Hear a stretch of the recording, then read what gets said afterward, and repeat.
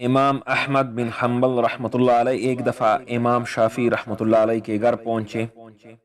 امام شافعی نے اپنی بیٹیوں کو بتایا کہ ایک بہت بڑے عالم آئے ہیں، ان کے لیے اچھا سا کھانا تیار کر دیں۔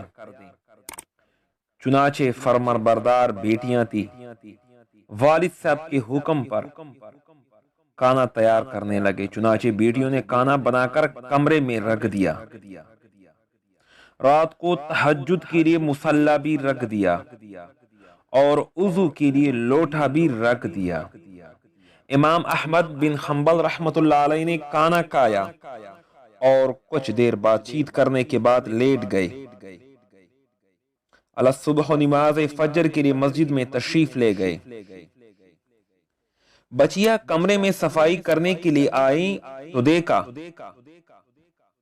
کہ برتن میں جو 2-3 آدمیوں کا کھانا رکھا تھا وہ سارا ختم، مصلی جیسا رکھا تھا ویسے ہی پڑا تھا، پانی جیسے بھرا تھا جو کا تو موجود تھا۔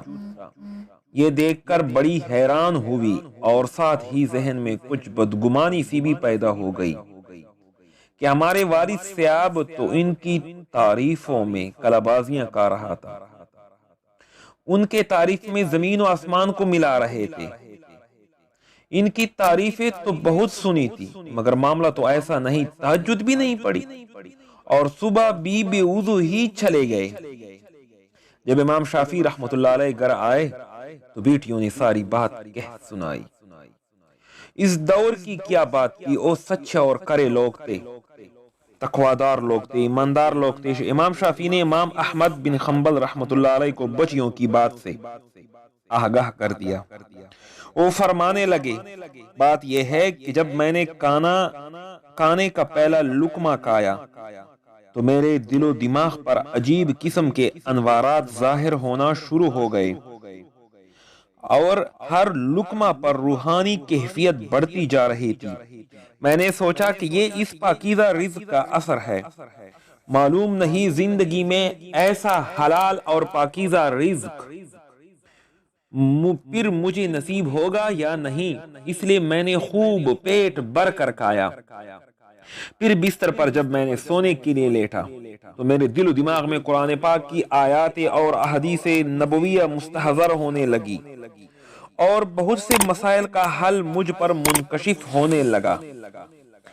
اسی کیفیت میں رات گزری۔ معمول کے مطابق جب نماز تہجد کی جانب میرا دیان ہوا تو میں نے دل ہی دل میں سوچا کہ علم کا ایک باب سیکھنا 1000 رکعات نوافل پڑھنے سے زیادہ فضیلت رکھتا ہے، لہٰذا میں نے اپنی ساری توجہ انہی مسائل علمیہ کے استنباط اور استخراج کی جانب ہی رکھی، یہاں تک کہ نماز فجر کا وقت ہو گیا اور میں مسجد چلا گیا۔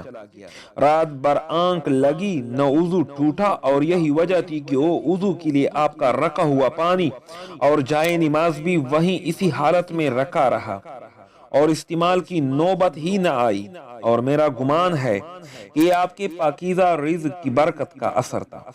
اللہ اکبر۔ حلال رزق کے کمالات اور کرشمے تو میں نے آپ کو بیان کر کے رکھ دیے۔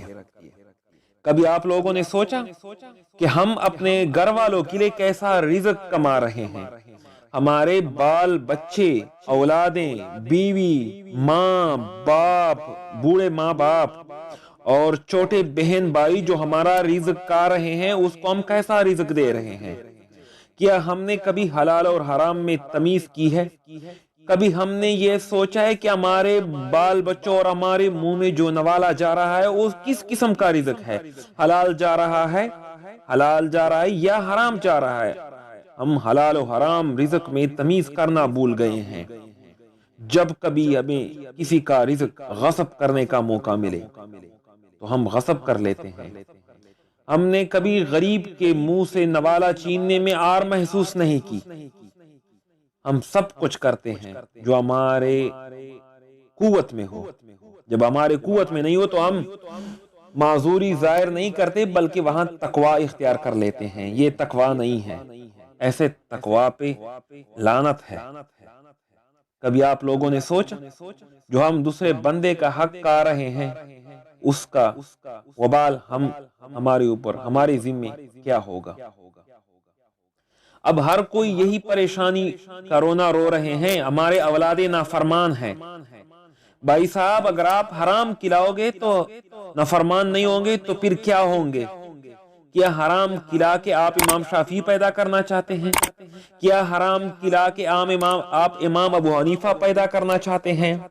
کیا آپ حرام سے امام عمر بن عبدالعزیز رحمہ اللہ پیدا کرتے ہیں؟ حرام سے ہمیشہ حرامی پیدا ہو جاتے ہیں۔ جب آپ حلال و حرام میں تمیز کرنا بھول جاؤ گے تو آپ سے جو پیدا ہوں گے اس پہ بات کرنے کی بھی ضرورت نہیں ہے، وہ پھر کیا ہوں گے اس کا آپ خود سوچ لیں۔